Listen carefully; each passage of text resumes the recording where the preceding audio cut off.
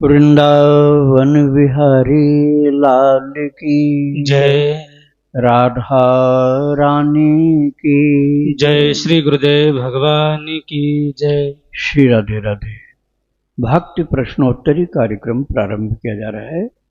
आइए हम भक्ति संबंधित प्रश्नों को श्रवण करें। श्री राधे राधे गुरु जी, आपके श्री चरणों में कोटि कोटि दंडवत प्रणाम। प्रश्न है गुरु जी, नवनीत अवस्थी जी हैं। गुरुदेव, जैसा कि आप बतलाते हैं कि मंगलवार को तुलसी को स्पर्श नहीं करना चाहिए, लेकिन जिस रास्ते में मैं मंदिर जाता हूँ सुबह उसमें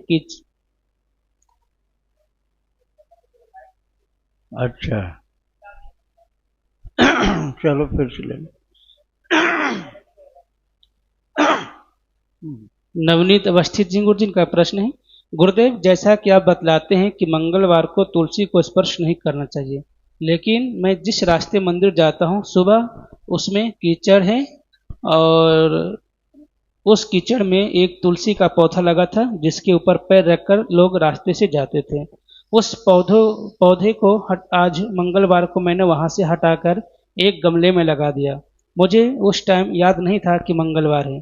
गुरुदेव, यह बताने कृपा करें, क्या कोई अपराध तो नहीं बना? अगर बना हो तो इसका उपाय बताएं। नहीं, अपराध बिल्कुल नहीं हुआ। पुण्य का काम आपने किया है। पहली बात तो यह है कि आपको मंगलवार दिन की याद नहीं थी। दूसरी बात कि आपने जो पौधे का आरोपण किया है वह हित की भावना से किया है कि तुलसी पवित्र पौधे को लोगों के पदाघात सहने पड़ रहे थे, तो उस कष्ट से उनको मुक्ति दिलाया आपने और वहाँ से निकाल करके एक अच्छी जगह पर गमले में आपने उनको विराजमान किया। तो आपने बहुत अच्छा पुण्य का कार्य किया है। आपको इसमें चिंतित होने की कोई आवश्यकता नहीं है। यह आपद धर्म था। आपद धर्म में नियम हट जाते हैं।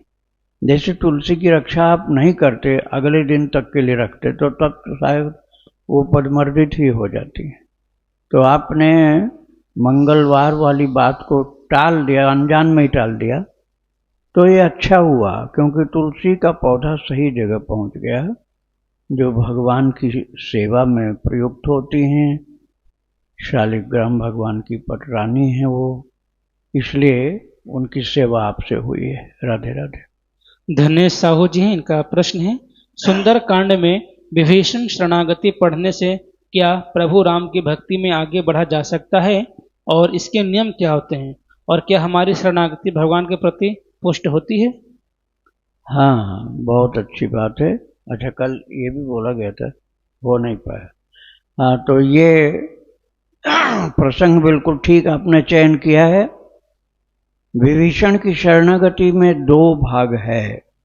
एक तो जब हनुमान जी उनके पास पहुंचते हैं, और हनुमान जी जैसे महान सामर्थ्यवान गुरु की प्राप्ति विभीषण जी को हो जाती है, और उसके बाद उनको भगवान मिलते हैं।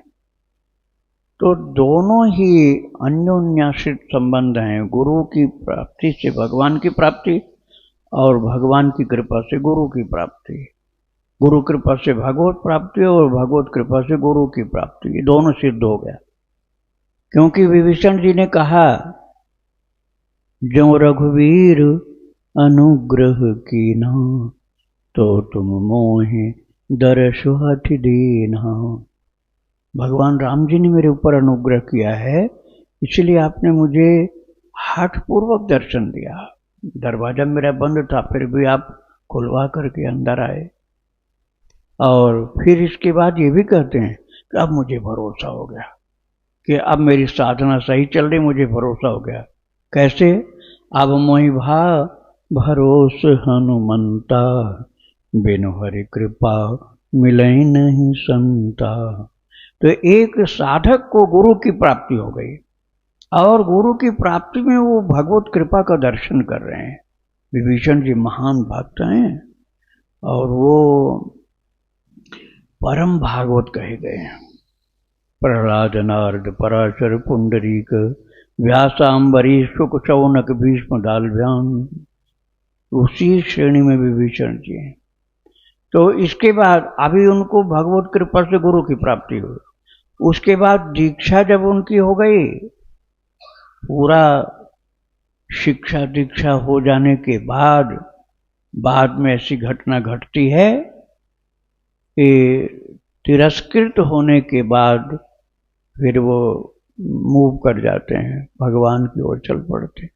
छोड़ दिया राजपाट, छोड़ दिया मंत्री का पद, छोड़ दिया राजा के भाई का पद, सब जितना संसार के बंधन से सबको तिलांजलि दे दी और प्रभु के चरणों में पहुंच गए। और भगवान ने जाते ही राम तिलक ते ही सारा, जाते ही राम जी ने तिलक लगाया और जिस लंका के राज्य को छोड़ कर आए थे, भले ही राजा नहीं थे लेकिन राजा के छोटे भाई उपराजा थे, तो फिर से उनको अब उप नहीं, अब राजा का ही पद मिल गया और भगवान के भक्त हो गए, प्रभु ने स्वीकार कर लिया। तो ये शरणागति का प्रसंग ऐसा है जिसमें बहुत से उपदेश भगवान ने दिए हैं। भगवान ने कहा है, क्योंकि शंका लोगों ने की थी कि तो राक्षस है, इसको शरण में लेना नहीं, दुश्मन है, दुश्मन का भाई है। तो भगवान ने कहा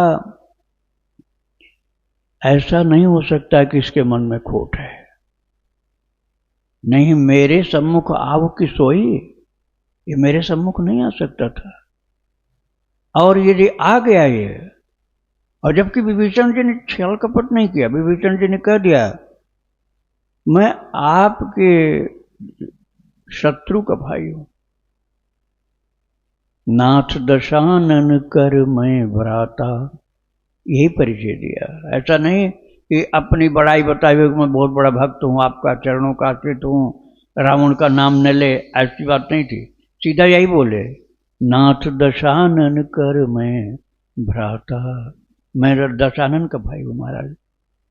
सीधा लोगों ने मना किया, प्रभु से विनती किया कि नहीं महाराज, इसको नहीं शरण में लेना आप। सुग्रीव ने मना किया, अंगद ने मना किया। हनुमान जी से पूछा, हनुमान तुम्हारी क्या राय है? हनुमान बोले, प्रभु ये आपके भक्त हैं, ये बहुत दिन से चाहते थे आपका दर्शन करना।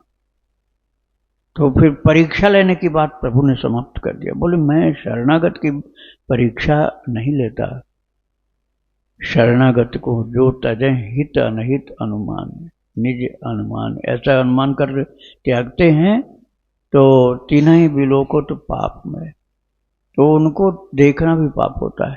तो सक्रदेव प्रपन्नाय तवास्मीति च याचते, अभयम सर्वभूतेभ्यो ददाम्ये तद्व्रतम मम। प्रभु ने कहा विभीषण के प्रसंग में कि एक बार कोई मेरे चरण में आकर कह दे तवास्मि, प्रभु मैं तवास्मि, आपका हो गया। तो अभयम सर्वभूतेभ्यो ददामि एतद् व्रतम मम, मेरी ये प्रतिज्ञा है कि उस शरणागत को सभी से निर्भय में बना देता हूं सदा के लिए। तो विभीषण का प्रसंग शरणागति का बड़ा सुंदर है। अर्थ सहित आप पढ़िए, अर्थ सहित पढ़िए, ये चौपाई का पूरा अर्थ नहीं आता हो बिना पढ़े, तो अर्थ सहित पढ़िए तो बड़ा आनंद आएगा और बड़ा अच्छा अनुष्ठान होगा। बिना संकल्प के ही करते जाइए। राधे राधे। इनका दूसरा प्रश्न है, क्या नवरात्र में वैवाहिक जीवन में भक्त को नवरात्रि में ब्रह्मचर्य का पालन करना चाहिए कि नहीं? इससे भक्ति में कोई बाधा तो नहीं आती? अवश्य करना चाहिए, ब्रह्मचर्य का पालन नवरात्र में अवश्य करना चाहिए, साधक के लिए बड़ा अच्छा रहेगा ऐसा करने से। राधे राधे।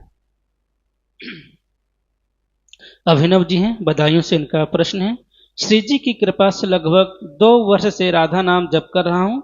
नाम जप करते समय 1 घंटे तक नींद और मेरे बीच जद्दोजहद चलती रहती है। नींद इतनी ज़्यादा आती है कि झटके लगते हैं, 1 घंटे के बाद नींद बंद हो जाती है, ऐसा क्यों होता है? भाई आप नींद से अभी अच्छी तरह से संघर्ष कर नहीं रहे हैं, आप उस बात को भले हल्के फुल्के में ले रहे हैं। नींद के कारण आपके भजन में बाधा पड़ रही है और आप फिर भी उसको स्वीकार कर रहे हैं। नींद का मुकाबला करना पड़ेगा। ठंडा पानी मुंह पर डालो, बर्फ का पानी डालो, और उछलो कूदो, नहाओ, एक बार की जगह कई बार नहाओ, नींद कहाँ रुकने वाली, भाग जाएगी नींद। अब आप बिस्तर पर लेट जाओगे तब तो आएगी आएगी, बैठना लेटना बिल्कुल नहीं, बैठना या खड़े होकर जप करना। राधे राधे। इनका दूसरा प्रश्न है, नींद के कारण तेज गति में जप होता है, चिंतन सहित जप नहीं होता है, ऐसा क्या करूं जिससे नींद बाधा न पहुंचाए? क्या नींद आना मेरे पूर्व पाप कर्म के लक्षण है? नहीं नहीं, पाप कर्म नहीं, असावधानी। पाप कर्म नहीं कहा जा सकता इसको, साधक के सामने परिभाषाएं आती हैं। आप असावधानी कर रहे हो, लापरवाही कर रहे हो, इसलिए नींद परेशान कर रही है। आप भजन के टाइम में मत सो और टाइम में सो जाओ, कोई दोष नहीं लगेगा। भजन के टाइम में अलर्ट रहो, बिल्कुल सावधान, खड़े होकर करो, बैठने में नींद आती खड़े होकर करो, या ठाकुर जी की परिक्रमा कर करके करो। राधे राधे।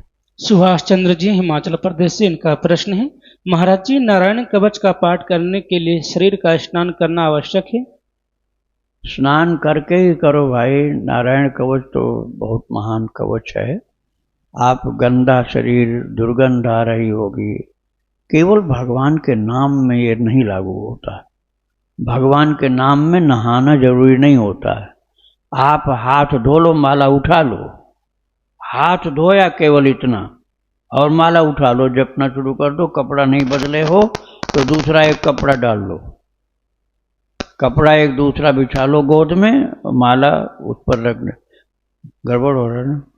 तो जप करते समय बिना नहाए आप कर सकते हो, लेकिन नारायण कवच जैसा पाठ, ये भागवत जी में पाठ है, तो उस पाठ को तो नहा के ही करना पड़ेगा, नहीं तो फिर वो तिरस्कार एक प्रकार का हो जाएगा।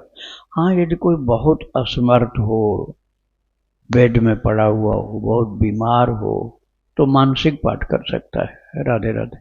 आकांक्षा दुबे जी हैं प्रयागराज से, इनका प्रश्न है, महाराज जी मैं कई वर्षों से नवरात्रि और एकादशी आदि का व्रत करती हूँ, पूरे नवरात्रि 9 दिन का व्रत रखती हूँ। क्या महाराज जी व्रत करने से हमें पुण्य मिलता है या फिर हमारे पाप कर्म भी कटते हैं? बताने की कृपा करें महाराज।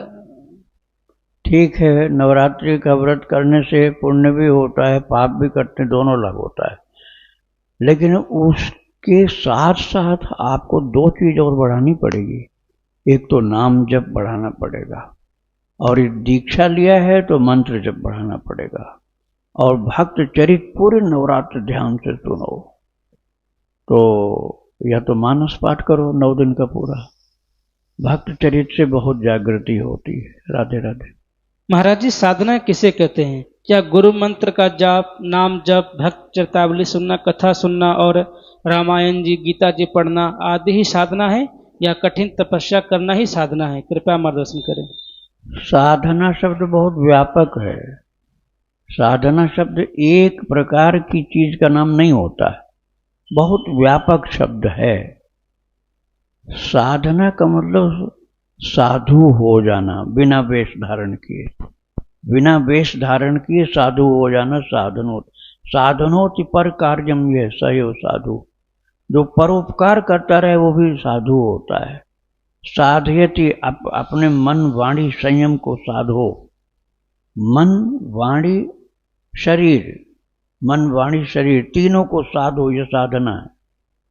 शरीर को साधना जैसे ब्रह्मचर्य का पालन करना, चीटा चीटी बचा के चलना, शरीर के द्वारा सेवा करना, परोपकार करना, शरीर को साधना हो गया। वाणी को साधना, एक शब्द भी गलत मुंह से न निकलने पावे, निकले तो क्यों भगवत वार्ता, भगवत नाम, भगवत वार्ता, सत्संग, ऐसे शब्द मुंह से निकले। ये हो गया वाणी को साधना।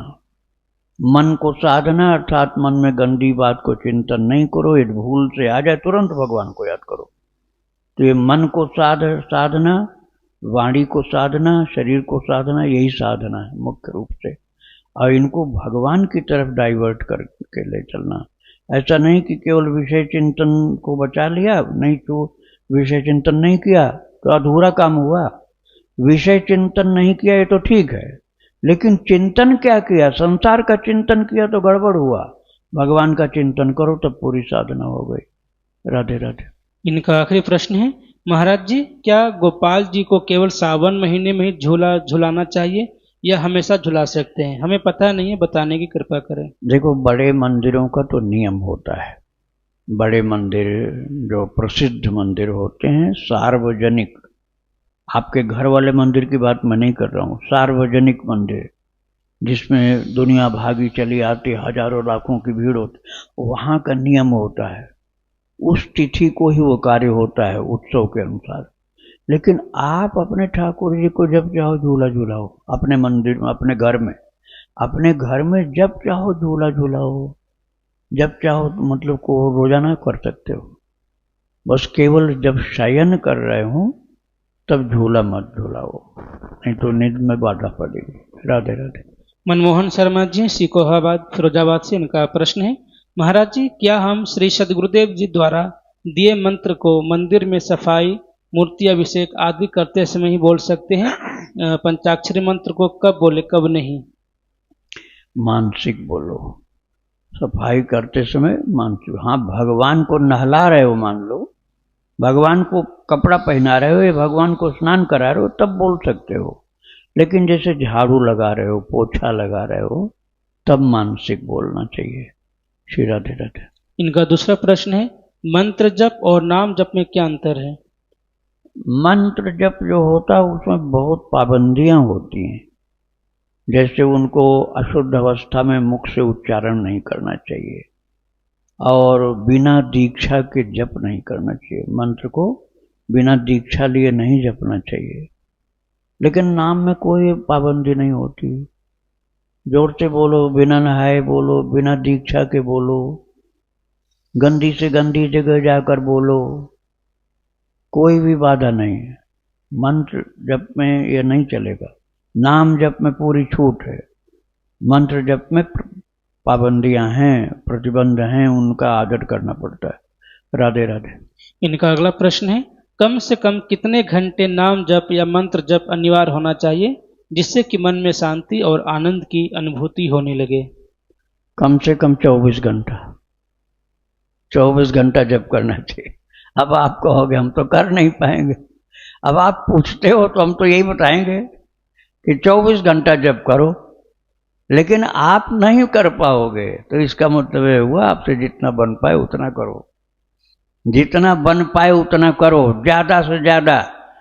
अब तुम ज्यादा से ज्यादा जितना कर पाओ उतना करो। अब किसी से पूछोगे, महान संत से, भक्त से, साधक से, तो वो तो अपने हिसाब से बताएगा कि 24 घंटा जप करो। अब 24 घंटा तुमसे बनेगा नहीं, हर आदमी नहीं कर सकता। तो जितना बन जाए, मौन कुछ रखोगे तो ज्यादा कर लो।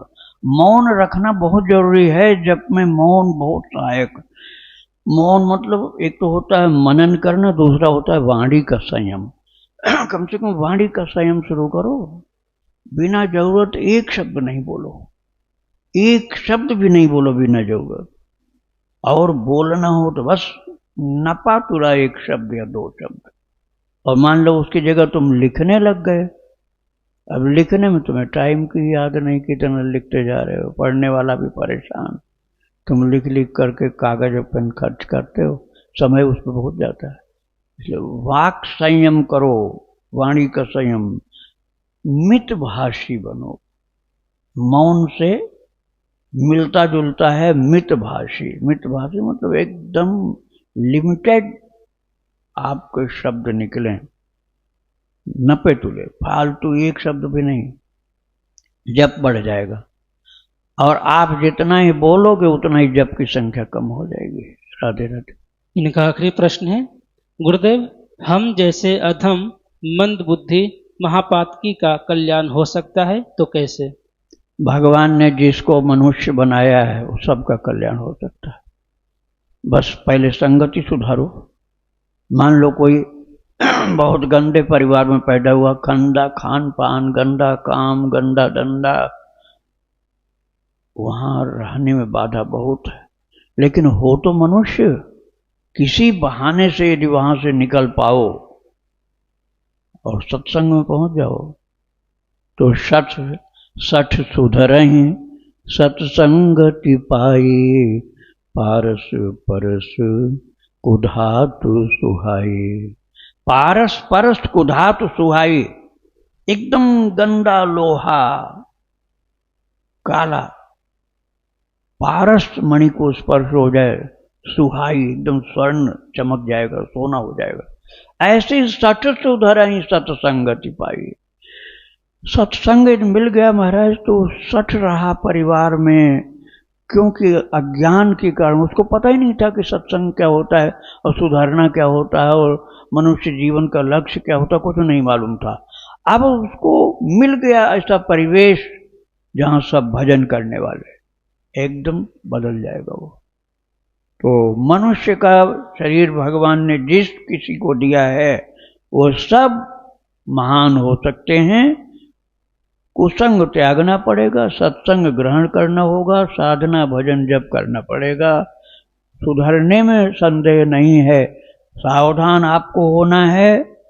और जो त्यागना है त्यागो, जैसे कुसंग त्यागो, जो ग्रहण करना हो ग्रहण करो, जैसे सत्संग ग्रहण करो। इस प्रकार से जीवन बनाना पड़ेगा।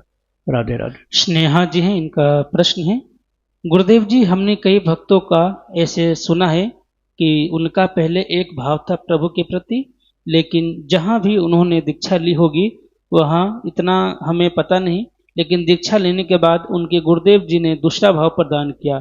ऐसा क्यों गुरुदेव? गुरुदेव ने ऐसा क्या किया? गुरुदेव ने दूसरा भाव प्रदान किया। दूसरा भाव। हाँ, ऐसा भाव का परिवर्तन क्यों होता है गुरुदेव? और अगर मन में प्रभु के प्रति एक भाव बैठ गया हो तो बदल कैसे सकता है?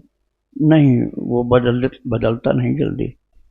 उसमें ये सावधानी करनी होगी कि उस समय दीक्षा लेने के टाइम में, दीक्षा लेने के ठीक पहले गुरुदेव से शिष्य को निवेदन करना चाहिए कि गुरुदेव मेरा प्रभु के प्रति ये भाव है, तो मैं भाव तो जल्दी बदल नहीं पाऊंगा, तो आप मेरे भाव को यही बरकरार रहने दीजिए और जो भी आप शिक्षा देंगे मैं स्वीकार करूंगा।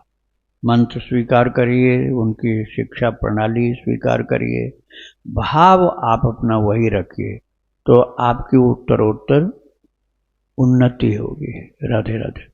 इनका दूसरा प्रश्न है, दीक्षा से पहले हमें जो भी भाव प्रभु के प्रति अनुभव होता है क्या वह सच्चा नहीं होता? जब गुरु भाव प्रदान करते हैं तभी उस भाव की मान्यता होती है? नहीं, ये उसके लिए होता है ना जिसको कोई भाव ही नहीं है, जिसको भगवान के प्रति कोई भाव नहीं है, उसके लिए होता है कि गुरुदेव ने जो दिया है वही तुम धारण कर लो।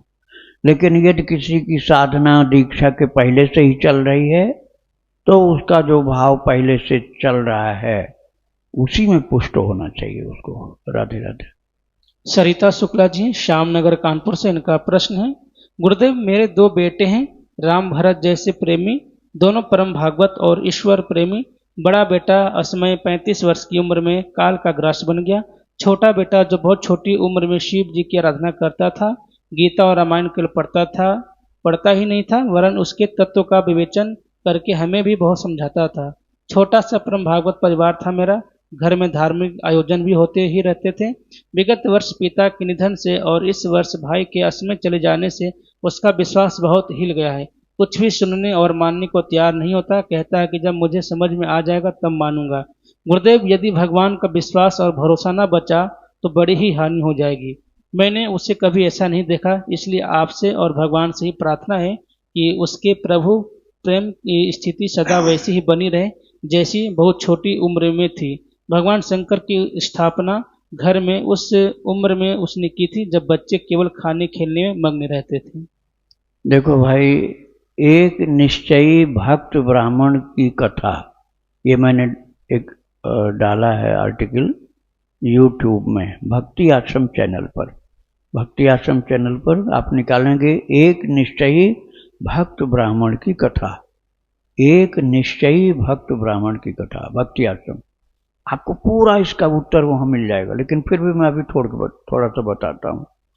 अब आप विचार करिए, क्या कोई कभी किसी युग में ऐसा हुआ है किसी का परिवार कि जिस परिवार में कोई मरा न हो? ऐसा परिवार कभी नहीं हुआ कि कहीं कोई मरा ही न हो। मृत्यु आती है, अपने समय से आती है, हर किसी की आती है, थोड़ा आगे थोड़ा पीछे ऐसे चलता है। कोई कम उम्र में मर गया, कोई ज़्यादा उम्र में गया। अरे हमारे पास जो हमको भगवान ने आयु दिया है उसी में अपना काम बना लेना है। हमको भजन इतना ज़्यादा करना है कि आगे हमको पछताना न पड़े, नहीं तो मन पछते ही हैं अवसर बीते। और हम जब जाएंगे तो इस दुनिया की सारी संपत्ति भी हमारे पास हो तो एक भी नहीं साथ जाएगी। जाएगा तो क्या जाएगा? भजन जाएगा, सत्कर्म जाएगा, भक्ति जाएगी। इसलिए हमको शिक्षा लेनी है दूसरे की मृत्यु को देखकर कि ऐसे हमारी भी मृत्यु हो सकती है। वो चाहे भाई रहे हों, चाहे पिताजी रहे हों, जो भी घर के जिनकी डेथ हुई है, उनको देख करके आप नास्तिक मत हो जाओ कि अब हम भगवान को नहीं मानेंगे, हमारा भाई मर गया, भगवान नहीं बचाए। ये महामूढ़ता की बात है, ये सत्संग की बात ही नहीं है, ना समझे की बात है। अरे जो गए हैं, चाहे पिताजी थे, चाहे भाई थे, चाहे बेटा था, छोटी उम्र के थे चाहे बड़े उम्र के थे, उनकी मृत्यु हमें बता रही है कि ऐसे तू भी एक दिन मरेगा। कोई भी तुम्हारी बुद्धि युक्ति बचा नहीं पाएगी, तो प्रारब्ध है, वो प्रारब्ध है। प्रारब्ध में जो है कि कूल्हा टूटेगा तो टूटेगा। राधेश्याम बंका जी का कूल्हा टूट गया था, लेकिन महान भगवत भक्त श्री पोद्दार जी महाराज के शिष्य और सेवक थे। हनुमान जी का दर्शन होता था। उनका चरित्र पहले मैंने सुनाया था, आगे और सुनाऊंगा। और एक दिन भी उन्होंने हनुमान जी से या राधा कृष्ण से नहीं मांगा कि हमारा कूल्हा ठीक हो जाए। तो मैं ऐसे अनंत उदाहरण है। तो जो साधक होता है, जो भगवत भक्त होता है, वो तो शिक्षा पाता है, प्रेरणा प्राप्त करता है कि वो मर गया, इसका मतलब अब मेरा भी नंबर आने वाला है, तो मेरी भी विदाई होगी, निश्चित है, कोई बचा नहीं सकता है। हाथ टूटना है तो टूटेगा, भजन करोगे तब भी टूटेगा। बस भजन करने से ये होगा कि तुम निराश हताश नहीं होगे, हताश निराश नहीं होगे, नास्तिक नहीं बनोगे, और सावधान साधक बन जाओगे।